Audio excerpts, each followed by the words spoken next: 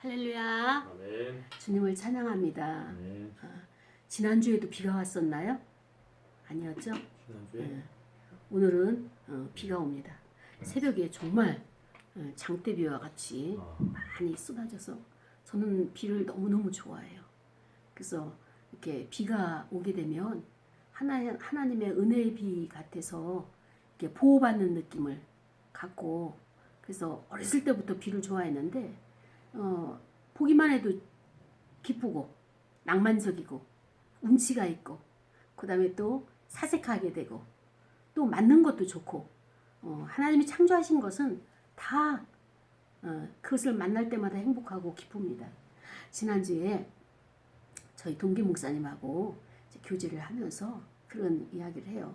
저 시골에서 참 어렵게 그 사역을 하는 그 목사님이세요. 그럼에도 불구하고 아주 성실하고 신실하게 하나님만 바라보고 가는 그 목사님이신데, 때로는 이렇게 교제를 하면서 청소하다가 울어본 적 있느냐, 우리가 서로 그렇게 나누기도 하고, 어떨 때는 목사님 그 찍찍이에 쥐가 붙어가지고 청소를 어떻게 해야 돼, 뭐 이런 이야기를 나누기도 하고, 목사님 사택에 뱀이 들어왔어, 막 이런 이야기를 할 때는 참 안타까움을 서로 말로만 위로할 뿐이지 어떻게 해줄 수 있는 그런 상태가 아니었죠. 근데 지난주에 같이 교제를 하면서 그 목사님이 이렇게 이야기하는 거예요. 목사님, 어느 분이 우리 교회에 1,000만 원 헌금을 했어요. 그래가지고 축하를 한다고, 너무너무 잘 됐다고. 근데 아는 분이라기보다는 그 교회 옆자리에 땅이 있는데 그 집터를 사라고 해서 그걸 샀더니 형님이 400만 원을 달라고 그래서 그를 주기 위해서 1,400에 이걸 팔고, 그리고 그분이 퇴직을 하시는지 퇴직금의 11조를 이 교회에다가, 시골 교회에다가 1,000만 원을 헌금을 한 거예요. 그래서 제가 역시 하나님은 정말 신실하신 분이시구나. 왜냐하면 그 목사님이 그 옆에 있는 집에서 건축을 하면서 너무너무 힘들게 했거든요. 그래서 그 목사님하고 교제를 하면서, 목사님 잘 승리하세요. 견뎌내세요. 이거 지나고 나면 하나님께서 큰 복을 주실 거예요. 큰 축복을 주실 거예요. 반드시 하나님이 이 전쟁에 승리하게 되면 전리품을 주십니다. 라고 했는데, 지난주에 통화를 하면서 교제를 하면서 1,000만 원의 헌금을 그 교회에다가 바쳤다고. 하나님이 이렇게 신실하신 분이세요. 너무나 정확하고 우리의 기대를 넘치게 하나님께서 부어주시는 그 하나님이시죠.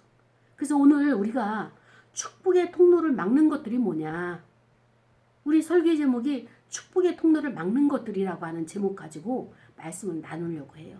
근데 오늘 본문이 욥기 시작했나요? 네. 욥기 1장 1절부터 5절까지 말씀이에요. 그래서 1장 1절부터 5절까지 말씀인데, 이 우스 땅이라고 하는 땅에 지역 이름이 난 거 보면은 이게 체험인 거예요. 사실적으로 일어났던 사건이에요. 욥이라는 인물이 있는데 그 사람은 어떤 자냐? 성경이 이렇게 평가하고 있어요. 온전하다. 온전하다는 것은 뭔가 하면은 순전하다, 이렇게 표현할 수 있어요. 그 순전하다는 표현을 탐이라고 표현하는데, 히브리어로 이 탐은 완성하다, 그 다음에 또 완전하다, 탐임, 이렇게 형용사로 탐임, 아탐 이렇게 표현할 수 있는데, 그것은 이제 완전하다고 표현할 수 있는 거죠. 그래서 이 사람은 순전하다는 뜻이 뭐냐?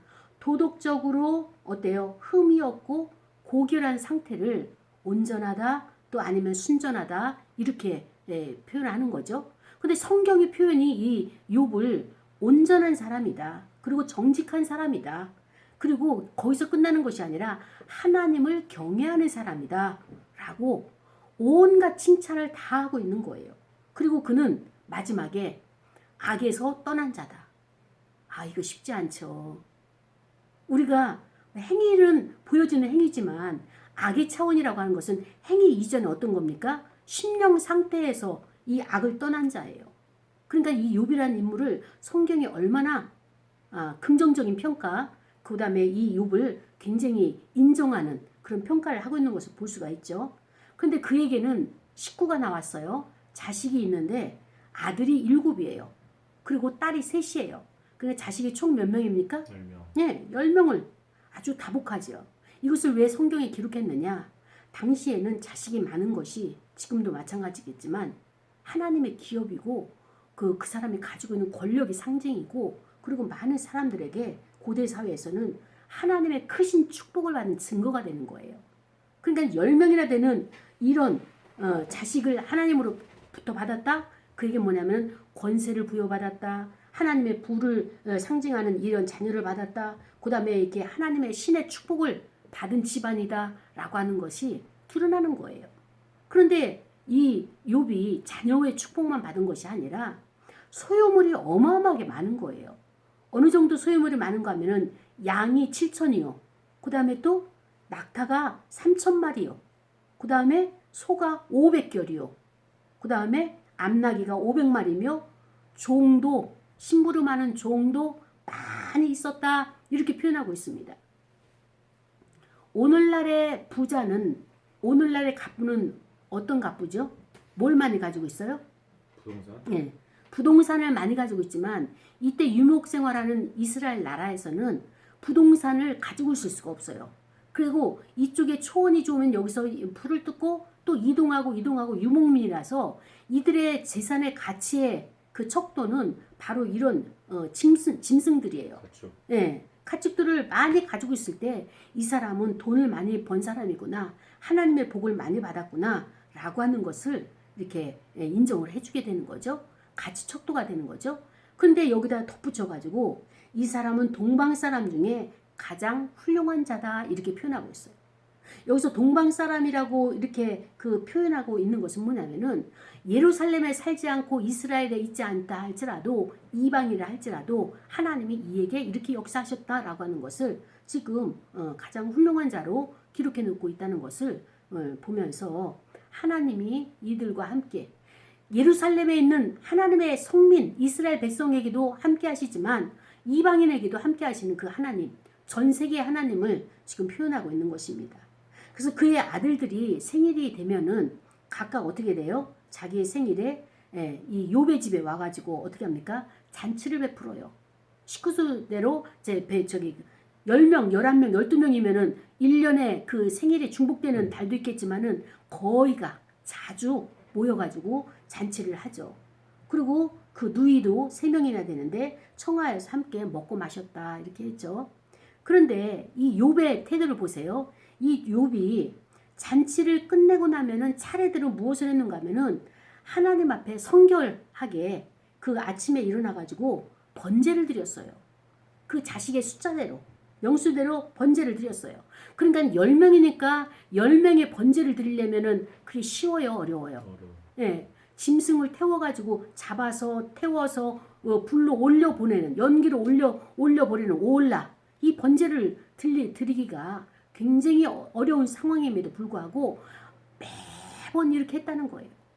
그리고 또 어때? 욥과 그 아내의 것도 했겠죠. 그러니까는 이 제사장 이때는 이제 족장 시대니까 족장이니까 아버지가 제사장이에요. 제사장이 이 번제를 드리는 것이 그 수고가 그 헌신이 말할 수 없이 힘들었겠지만 욥이 이렇게 말하는 거예요. 혹시 내 아들들이 죄를 범하여서 마음으로 죄를 범하여서 하나님을 욕되게 할 수 있을지 모르니까 알지도 못하는 죄를 범할 수도 있으니까 이렇게 아버지가 제사를 번제를 드려주는 거예요. 그리고 욥의 행위가 항상 이렇더라. 늘 변함없이 이런 생활을 했더라 라고 하는 것이 성경이 욥을 평가하는 것입니다. 그래서 우리는 이 욥에 대해서 오늘 하나님이 욥을 어떻게 보고 계시는가? 그렇다면 욥의 입장에서도 하나님을 어떻게 보고 있는가? 그러면 우리는 욥을 어떻게 보고 있는가? 하나님은 우리를 어떻게 보고 계시는가? 여기에 이런 관점으로 말씀을 함께 나누기를 원합니다. 하나님께서는 욥을 굉장히 칭찬하고 정말 눈에 넣어도 아깝지 않고 아프지 않을 정도로 욥에 대해서 굉장히 사랑하는 마음을 욥을 통해서 기쁨을 받고 계시는 거예요. 근데 어느 날 사단이 왔어요. 그러면서 하나님이 욥을 향해서 흡족하게 기뻐하시는 그 모습을 보더니 사단이 이렇게 이야기하는 하는 겁니다. 하나님께서 욥에게 이렇게 복을 많이 내려주시니까 아들이 7이요 딸이 3이요 거기에 모든 소유물과 종들이 많으니까 먹고 살만하고 유복하고 구애받지 아니하고 어떤 부족함이 없으니까 그가 하나님을 경외하는 거 아닙니까? 근데 하나님의 입장에서는 그거 아니야. 욥의 마음을 아신 거예요. 그 신실함을 아신 거예요. 순전한 마음을 보신 거예요. 그래서 욥은 어떠한 상태라도 나를 예배할 자다. 하나님은 그렇게 믿고 계신 거예요. 근데 사단이 하나님 한번 시험해 보십시오. 욥이 어려움 가운데 처할지라도 그가 하나님을 경외할까요? 예배를 드릴까요? 하나님 부인하지 않을까요? 그때 하나님 말씀하신 거예요. 그래, 그의 생명은 건들지 말고 생명에는 해하지 말고 한번 너가 할 수 있는 것을 한번 해봐라. 그렇게 말씀하시자 하나님께서 그 보호막을 해제를 시켰더니 사단이 어떻게 했어요? 하루아침에 자녀들이 죽고 하루아침에 종들이 죽고 하루아침에 모든 소유물이 다 이웃에 있는 나라들이 다 빼앗아가고 그리고 본인 자신에게도 어때요?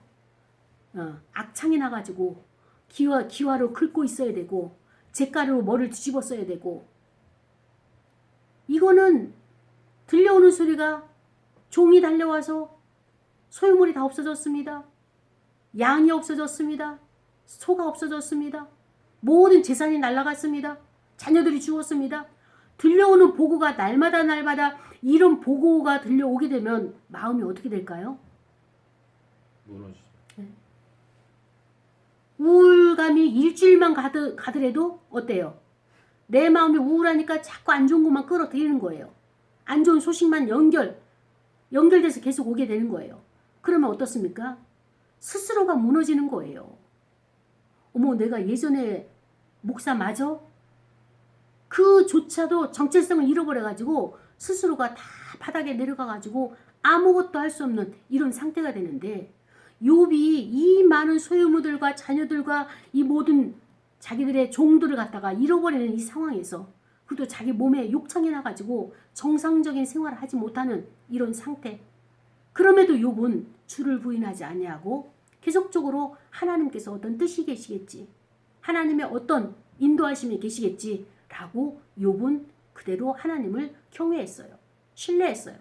그랬더니 아내가 뭐라고 했습니까? 그런 하나님, 당신이 믿는 하나님 믿지도 마시오. 당장 그를 저주하고 죽으시오. 라고 할 정도로 욥의 아내는 하나님을 저주를 했죠. 왜냐하면 현실이 너무 어려우니까. 현실이 너무 혹독하니까. 이 소문을 누가 들었어요? 친구들이 들었어요. 돈이 많을 때는 친구가 많습니다. 그러나 돈이 없으면 친구들이 와가지고 어떻게 이야기합니까? 욥에게 이야기하는 거예요. 너 뭐 잘못한 거 있어. 죄진 거 있어. 그러니까 하나님께서 너에게 이렇게 가혹하게 벌을 내리시지. 이거 쌓아 올리는데 얼마나 많은 시간이 걸렸고 얼마나 많은 세월이 있었느냐. 근데 너가 무너지는 것은 하루아침에 무너지는 거 아니냐. 라고 하면서 너 무슨 죄를 졌는지 회개하라. 우리한테 고백하라. 같이 기도해 줄게. 같이 중보기도 해 줄게. 라고 하면서 이 누구예요? 욥을 갖다가 회유를 합니다. 여러분, 우리는 알고 있어요. 무엇을 알고 있죠? 욥이 어떤 행위를 해가지고 어떤 것을 해서가 아니라 하나님이 욥을 어떻게 합니까? 테스트. 시험하시는 테스트의 그 기간이라는 것을 우리는 알고 있어요. 그럴 때 잠시 사단으로 하여금 그를 정말로 넘어지는지 안 넘어지는지 유혹할 수 있도록 미혹할 수 있도록 그 상태를 갖다가 해제를 시키는 이런 시간이 있다는 거예요. 자, 보십시오. 바다에는 저 심연 깊은 곳에도 산소가 들어가야 돼요. 산소가 들어가야 되는데 이 지상에 있고 물 위에 있는 산소를 그 깊이에 어떻게 넣어야 되죠? 태풍. 네. 해일을 일으키는 거예요. 그러니까 이 태풍이 와가지고 해일을 일으켜가지고 바다가 완전히 뒤집어지는 거예요. 위에 있는 것이 밑으로 내려가고 밑에 있는 것이 전부 다 뒤집어지게 되면 그곳까지 산소가 공급이 되는 겁니다. 하나님의 행하시는 자연의 이치도 이러해요. 그런데 온 삼라만상을 창조하시는 하나님이 이 통치하시는 이 다루시는 이 방법이 이러한데 우리 마음도 하나님이 창조하셨잖아요. 이 자연과 똑같아요. 자연과 똑같기 때문에 우리 마음의 의식을 어때요? 깨트리기 위해서는 우리가 어떻게 됩니까? 고만 고통. 뒤집어져야 되는 거예요. 근데 뭐가 뒤집어져야 돼요? 마음이. 마음이. 자, 여러분, 마음 하는데 이 마음이 뭘까요? 마음이 우리 생각? 그렇죠. 생각. 또 우리의 고집. 생각이 있고 큰 틀로 본다면 감정도 거기 포함되겠죠. 자, 우리 마음이 변함이 없어요. 또 흔들리고 변해요. 변하지. 수시로 변하죠. 왜 수시로 변하고 흔들릴까요?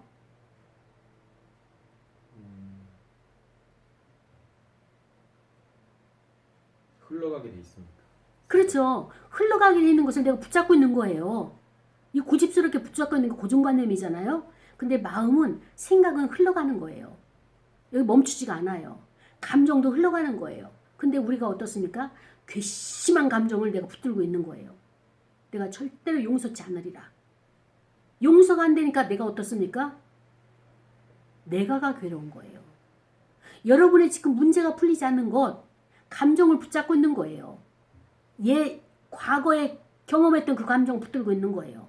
그러면 어떻습니까? 내가 거기에 감정에 붙들려 있어서 내가 그거를 혐의가 있다고 붙잡고 있어가지고 다른 것을 못하게 되는 거예요.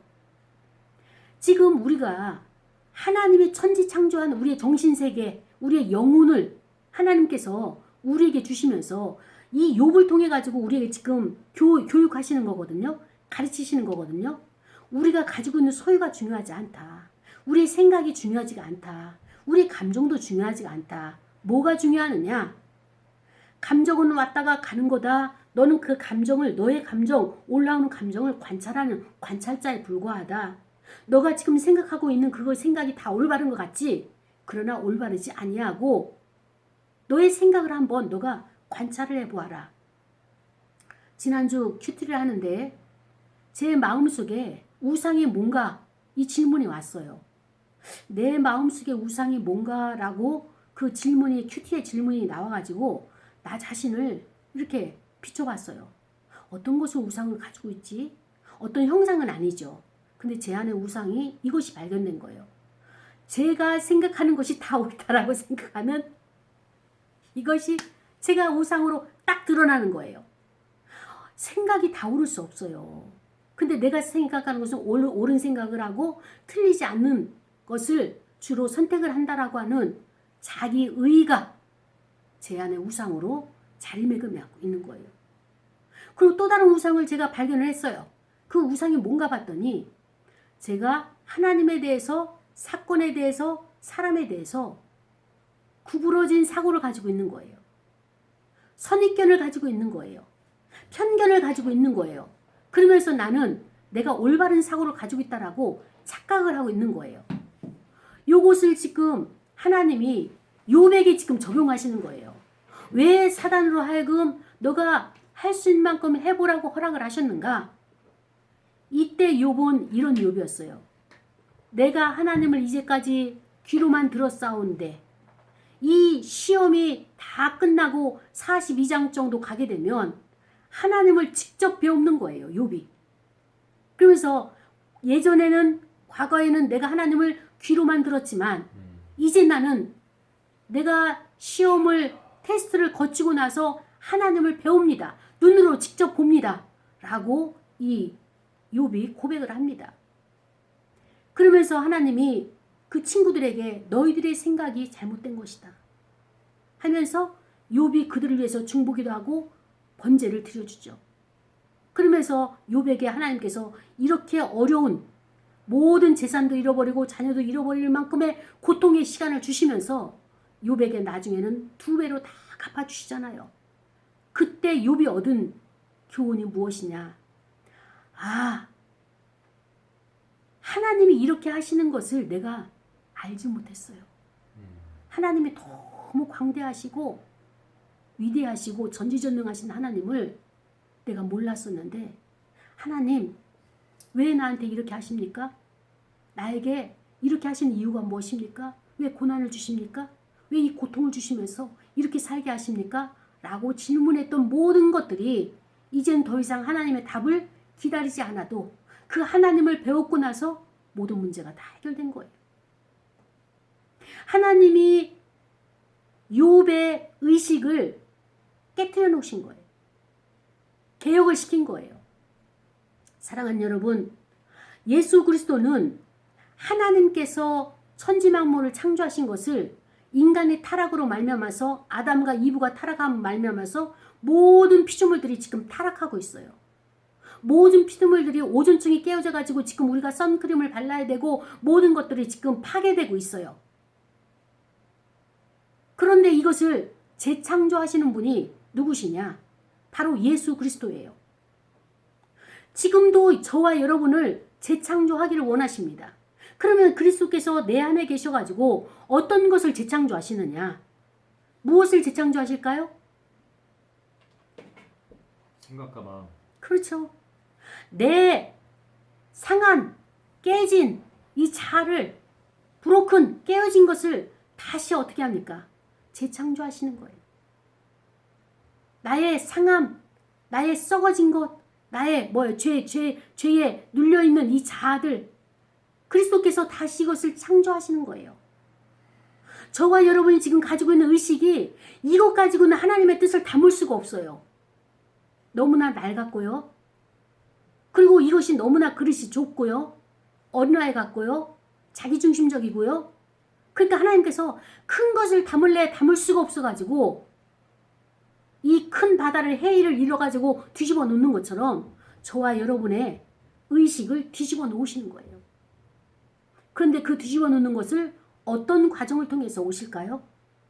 고난과 예. 고통. 자, 이 욥이 어떤 과정을 통해서 왔는가 하면은 엘리훗이라고 하는 신학자가 있었어요. 그가 욥에게 하는 얘기가 뭔가 하면은 여기 3장 25절에 보니까 내가 두려워하는 그것이 내게 임하였고 그렇습니다. 욥이 늘 마음에 두려워했어요. 그리고 내가 무서워하는 그것이 내 몸에 미쳤구나. 그러니까는 욥이 두려운 마음에 자식들이 죽을까봐 번제를 다 드리고 그리고 또 내 몸에 질병이 올까봐 이것을 무서워했는데 그것이 왔다는 거예요. 끌어들인 거예요. 그렇죠. 그러니까 우리의 생각을 마음속에 가지고 있는 것을 나는 그걸 싫어하면서 생각하는 것이 아니라 싫다고 하는 것이 아니라 생각 자체를 내가 가졌을 때는 배양하고 있는 거예요. 이게 지금. 하나님을 신뢰한다고 행위로는 제사를 드리고 번제를 드리고 자녀를 위해서 기도하고 성경 공부하고 그 다음에 가정 예배를 드리면서도 마음속으로는 이 자식이 금지 오격 어디 가서 정말 무슨 사고가 나면 안 되고 그것이 늘 걱정과 근심과 불안이 마음속에서 있었던 거예요. 그리고 지금 무엇입니까? 26절에 나에게는 평온도 없고 뭐예요? 안일도 없고 그리고 뭐가 있어요? 휴식도 없고 다만 불안만 있구나. 욥의 이 마음을 누가 이야기하는 엘리훗이 이야기하는 거예요. 너가 이렇게 마음속에 평온도 없고 가진 재산은 많지만 이걸 지키기 위해서 얼마나 너가 밤잠을 자지 못하고 힘들어 했느냐. 그 다음에 또 너가 쉬지도 아니하고 그 다음에 휴식도 갖지 아니하고 피서도 안 가고 너 자신을 위해서도 아무것도 하지 아니하고 뭐예요? 불안해 하고 있었다. 걱정과 근심 속에 불안해만 하고 있었다. 이것이 너가 마음속에 가지고 있는 이런 감정이 너의 환경에서 모든 것을 불러들여서 삽시간에 하루아침에 이 모든 것이 한꺼번에 하나님께서 보호해주지 않고 막아주지 않으시니까 다 밀려온 거예요. 이렇게 밀려오니까 어떻게 됐습니까? 다 무너지는 거예요. 다 무너지는 거예요. 사랑하는 여러분, 하나님이 나에게 이렇게 하셨다고 여러분들 원망하시잖아요. 이 엘리훗은 욥이 마음속에 하나님을 향한 원망이 있는 것을 봤어요. 봤지만은 욥이 그것을 갖다가 고백하지 아니하고 회개하지 아니하니까 어때요? 너 회개해. 뭔가 잘못했기 때문에 너가 이렇게 된 거야. 물론 그것은 맞는 시점이지만 일반화시켜가지고 요백에도 그렇게 한다는 것은 어때? 요백 케이스는 지금 굉장히 어떤 케이스입니까? 특별한 케이스죠. 일반화시킬 케이스는 아니지만 그러나 엘리옷이 가지고 있는 이 관점도 맞는 거예요. 하나님께서 엘리옷을 통하여서 요백에 이야기했을 때도 욥은 어땠어요? 나는 잘못한 게 없는데 주일 성소하고 11조 바치고 그 다음에 3일 기도회 가고 철야 가고 새벽기도 가고 했는데 그리고 가정에서도 번제를 그냥 수시로 드리고 했는데 하나님 앞에 내가 무엇을 잘못했지? 아무리 생각해봐도 잘못한 게 없어. 지금 욥이 그 상태잖아요. 그러면 욥은 어떤 차원에 있어요 지금? 나는 잘못이 없어요. 뭐가 안 되는 거예요? 자기 부정. 그렇지. 자기 부인이 안 되는 거예요. 자기 의가 있는 거예요. 자기 의가. 하나님께서 주신 것도 감사하고 거둬가신 것도 하나님이 가져가셨으니까 감사하고 그 믿음의 단계까지는 되는데 하나님이 나의 그릇을 넓혀가지고 더 큰 것을 담기 위한 하나님의 과정이구나 라고 하는 요 과정을 지금 욥이 보지 못하는 거예요. 그러니까 하나님께서는 그것을 어때요? 의식을 깨트리고 의식을 개혁을 시키기 위해서 인생을 통하여서 풍랑을 일게 하시고 이 사건을 통해 가지고 하나님의 어떤 분이시다. 지금 주신 것도 감사하지만 여기에 만족할 것이 아니라 이렇게 살다 가는 것이 아니라 또 다른 세계를 보여주시는 또 다른 사건을 열어주시는 그 하나님을 볼 수 있는 안목을 지금 하나님께서 열어주시는 겁니다. 하마의 힘이 어디서 나오는지 아느냐? 어떤 것이 가장 힘센 자인 줄 아느냐? 하늘이 어떻게 펼쳐졌는지 아느냐? 천지 만물이 어떻게 창조되는지 아느냐? 하나님에 대해서 다 아는 것 같았어요. 믿음을 가지고 하나님을 내가 경외하는 줄 알았어요. 근데 하나님이 나에게 질문하실 때, 욥에게 질문할 때 어떻습니까? 아무것도 답변을 못했어요.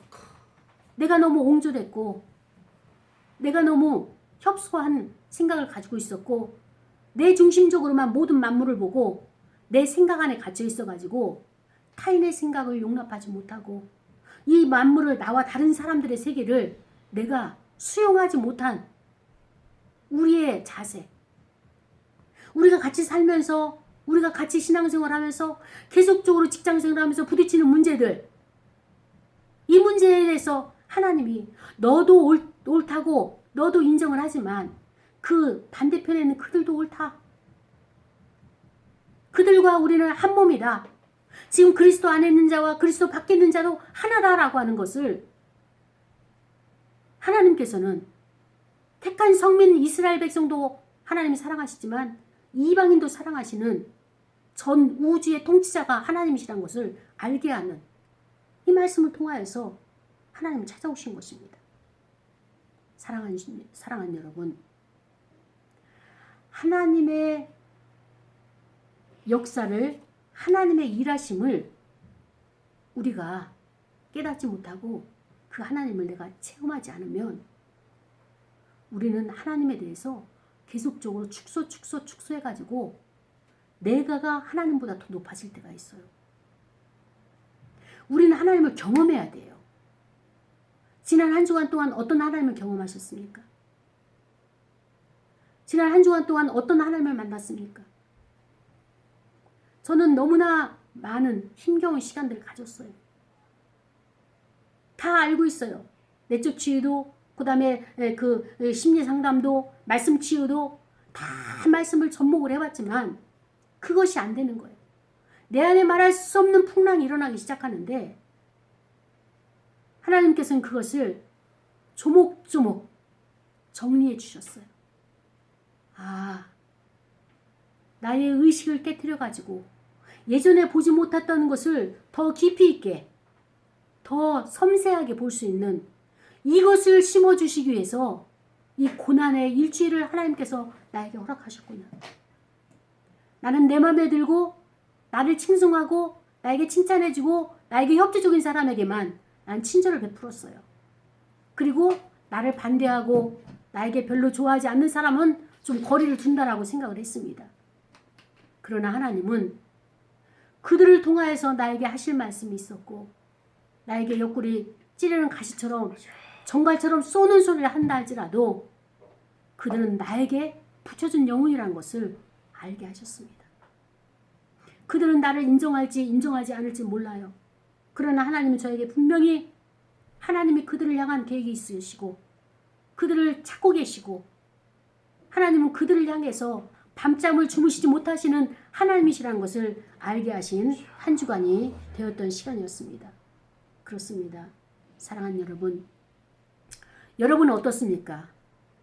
욥의 아내처럼 하나님이 축복을 주셨을 때는 우리 하나님, 나의 하나님 찬양합니다. 이렇게 하나님 앞에 예배드리다가 나의 모든 것을 다 몽땅 가져가고 내 몸에 질병까지 심어놓으실 때는 그 하나님이 어디 있느냐? 하나님이 계시면 나와보라 그래. 이렇게 욥의 아내와 같은 신앙 상태를 원하십니까?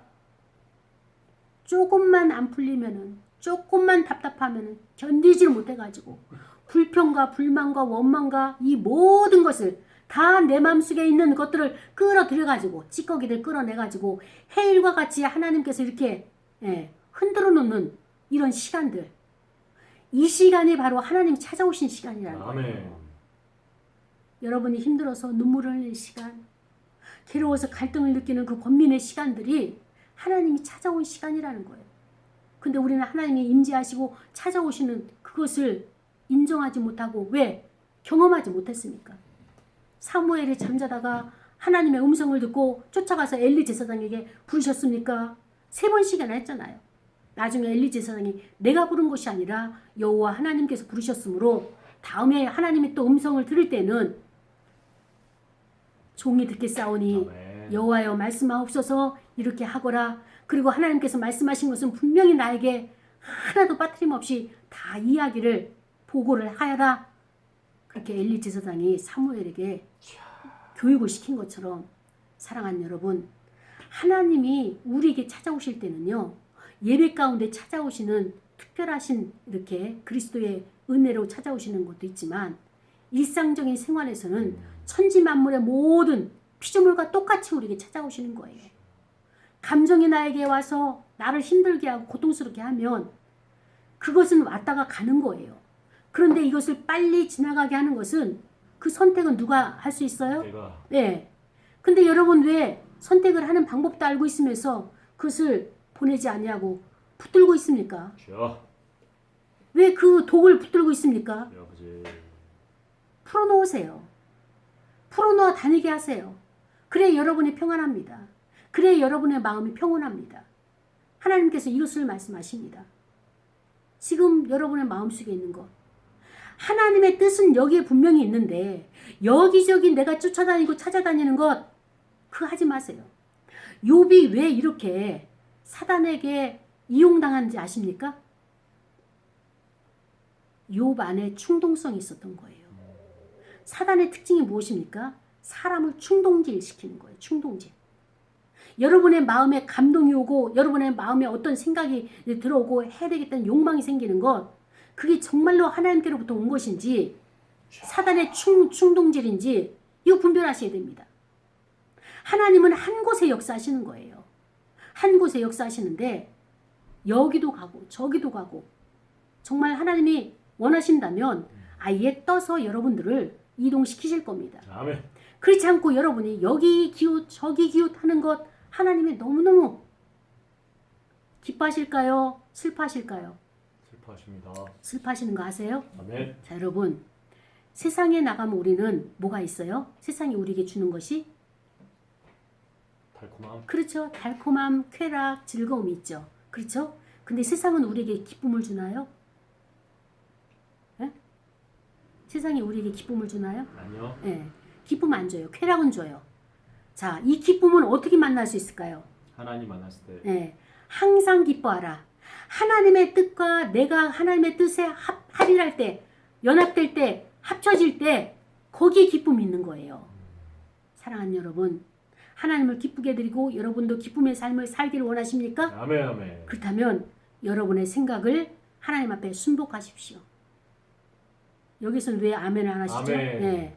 그래서 하나님께서 우리를 향해서 보실 때에 그래 너희들 참 온전하구나, 순전하구나, 정직하구나.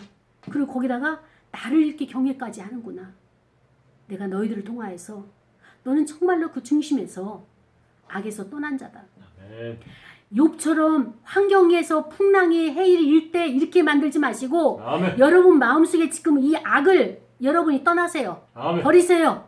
아멘. 놓아버리세요. 아멘. 그럼 여러분은 환경에서 휘둘리지 아니하고 자. 하나님의 복을 그대로 이어갈 수 있는 저와 여러분이 되기를 축복합니다. 아멘. 예, 우리 시간에 기도할 거예요. 주여.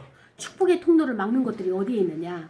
하나님이 나를 붙잡고 하나님이 복을 안 주시는 것이 아니라 내 안에 막는 것들이 있어가지고 그것이 축복을 받지 못하게 한 것들 우리 시간에 회개하면서 우리 시간에 하나님 앞에 다시 한번 감사로 나가는 저와 여러분 되기를 원합니다. 기도하시겠습니다. 하나님 아버지